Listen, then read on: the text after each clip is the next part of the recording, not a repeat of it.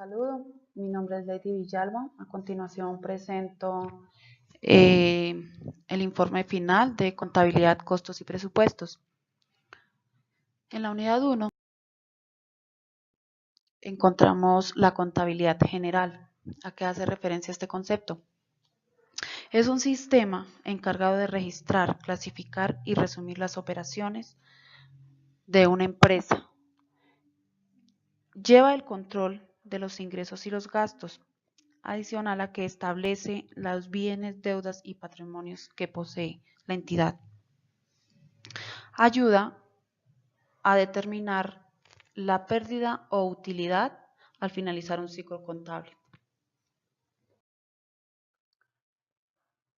Para llevar este control hacemos uso del PUC, Plan Único de Cuentas.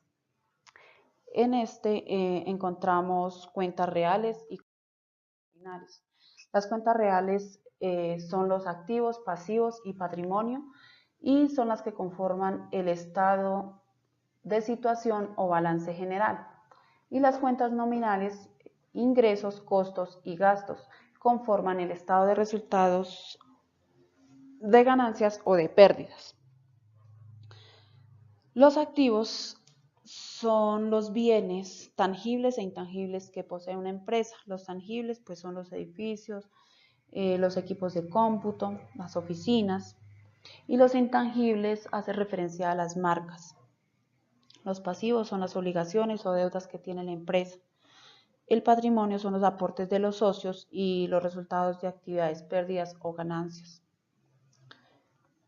Los ingresos es la entrada de efectivo, producto de las operaciones de ventas o servicios de la entidad. Los costos es el valor monetario en que incurre la empresa para adquirir o producir un bien o servicio. Se compone del costo de producción y de venta. En los gastos encontramos que es la carga económica que realiza la empresa para lograr su objetivo. Dependiendo su naturaleza, las cuentas pueden aumentar o disminuir. Si aumentan en el debe, son de naturaleza débito. Este es el caso del activo y de las pérdidas. Si aumentan en el haber, son de naturaleza crédito. Encontramos el pasivo, patrimonio y las ganancias. En la unidad 2 encontramos los costos de producción.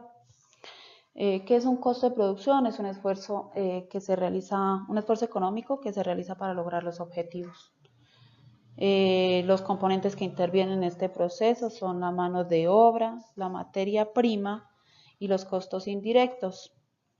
La mano de obra pues es el esfuerzo físico, mental del trabajo humano que se realiza. Encontramos mano de obra directa, que es el trabajo realizado sobre la materia prima, directamente sobre la materia prima. Un ejemplo, el operador de la máquina de coser en la industria. La mano de obra indirecta es aquella que se relaciona y que se cuantifica con cada objetivo del costo. Encontramos el supervisor o jefe de planta. La materia prima son los materiales que son sometidos a un proceso de transformación y que terminan siendo productos terminados. Encontramos la materia prima directa, que son los que ayudan a la elaboración del producto. Por ejemplo, la cantidad de azúcar usada en la elaboración de un tarro de helado. Los materiales indirectos son insumos adicionales usados para lograr el objetivo. Ejemplo, en una fábrica de calzado, adicional al cuero, que en este caso es la materia directa, encontramos los indirectos, el pegamento, los hilos, las hebillas, los empaques, la distribución. También hacemos referencia con los costos indirectos de fabricación, que es la que acumula todos los costos que intervienen en la transformación del producto, pero no son identificables de manera directa. Por ejemplo, los servicios públicos, los mantenimientos, impuestos, seguros, depreciaciones, etc. En el rol que me desempeñé de maquinaria 1,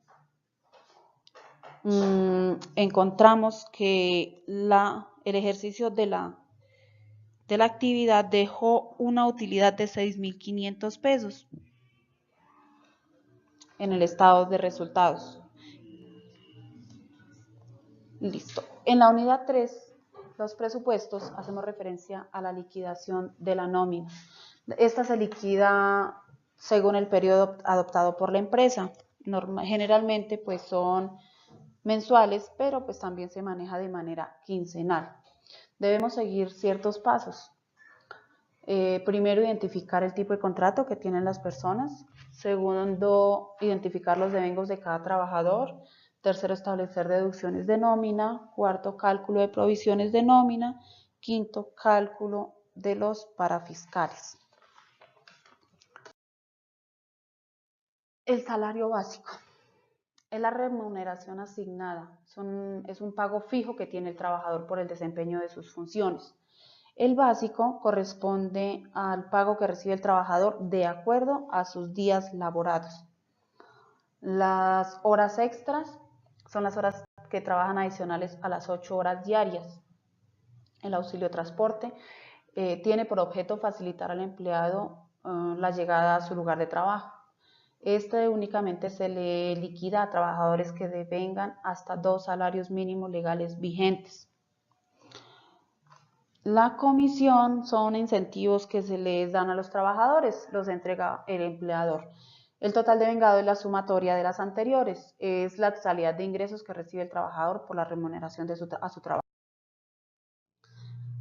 Seguimos con las deducciones o descuentos al trabajador. Encontramos el aporte a salud y aportes a fondos de pensión.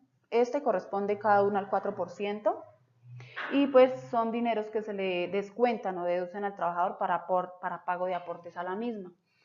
Se liquida total devengado menos auxilio de transporte por el 4%. El fondo de seguridad pensional corresponde al 1%. Únicamente se le deduce a trabajadores que devenguen un sueldo de 4 o más salarios mínimos legales vigentes. Los préstamos son deducciones realizadas al trabajador por concepto de préstamos u obligaciones que ellos adquieren con la entidad. Ahí también encontramos los fondos, que son los fondos creados por los trabajadores y que pues se encuentran de acuerdo. El total de las deducciones corresponde al total de descuentos que se le realizan al trabajador. De ahí ya llegamos al total neto, que es lo que efectivamente recibe el trabajador. Este lo obtenemos o resulta de restar las deducciones al total devengado. Descuentos al empleador, encontramos los aportes a parafiscales, son aportes que se le realizan a las cajas de compensación familiar, al SENA y demás. Aportes de seguridad social son los aportes a salud, pensión, riesgos profesionales que el empleador por ley debe realizar. Y los aportes de provisiones de prestaciones sociales son dineros adicionales al salario que el empleador debe reconocer al trabajador. Corresponden a cesantías, intereses de cesantía, primas y vacaciones. Bueno, acá está mi liquidación de nómina correspondiente a la última actividad, al último simulador que se nos presentó. Ahí me desempeñé como operario 1 de maquinaria. Entonces, mis trabajadores son la señora Estela, Lilia, Miriam, Beatriz y Julio César. Ellos tienen un sueldo básico de 1.600.000 hasta 2 millones de pesos. Los días laborados todos fueron de 30, a excepción de la señora Beatriz, que laboró 20 días. Y pues acá notamos que el básico se le disminuye por el día laborado, 1.300.000 por los días laborados. Auxilio de transporte, pues no se les liquida porque